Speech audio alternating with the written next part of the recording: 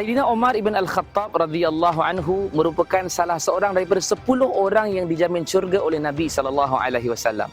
Dan Sayyidina Umar Al-Khattab juga merupakan ayah mertua kepada Nabi kita Muhammad SAW, kerana Nabi berkahwin dengan anaknya yang bernama Hafsah binti Umar. Dan setelah kewafatan Abu Bakar As-Siddiq, Abu Bakar melantik Sayyidina Umar Al-Khattab untuk menjadi khalifah Islam yang kedua dan memerintah Islam selama 10 tahun.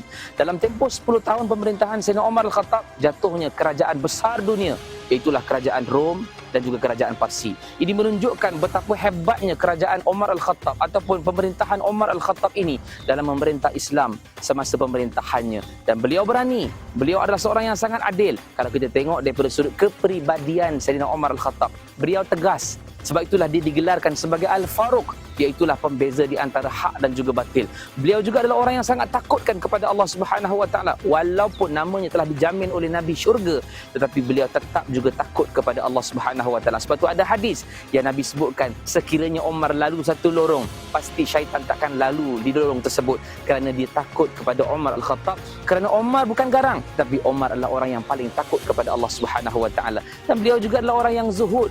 Ketika mana dalam keadaan dia menjatuhkan kerajaan Rom dan Parsi, sepatutnya dia boleh memakai pakaian yang hebat-hebat, dia boleh ada kelengkapan yang hebat-hebat, tetapi dia hanya memakai pakaian yang biasa seperti rakyat biasa, kerana dia adalah seorang yang sangat zuhud. Apa yang kita boleh ambil daripada sifat Sayyidina Umar Al-Khattab? Ialah tegas. Tegaslah dalam apa sahaja benda yang kita lakukan, baik keluarga kita, baik tempat kerja kita, baik rakan-rakan kita. Kalau ia hak, katalah hak. Kalau ia batil, katalah ia batil. Dan ia juga sangat adil. Maksudnya Umar Al-Khattab adalah adil. Kita juga boleh ambil sifat daripada Umar, iaitulah adil. Adillah dengan apa sahaja yang kita lakukan. Mudah-mudahan sifat Umar ada pada dalam diri kita.